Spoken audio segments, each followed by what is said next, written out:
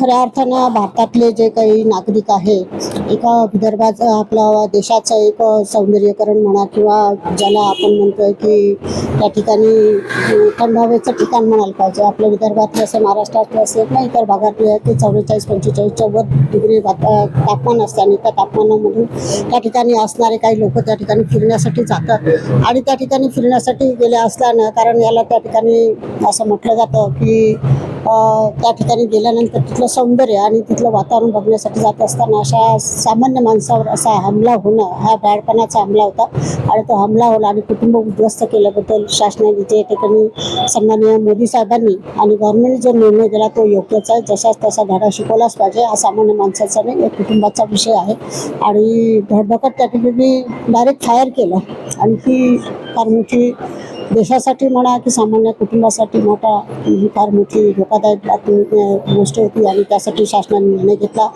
केंद्र शासनाने निर्णय घेतला, मोदी सरकारने निर्णय घेतला, त्याबद्दल त्यांचे मी मनापासून आभार मानतो.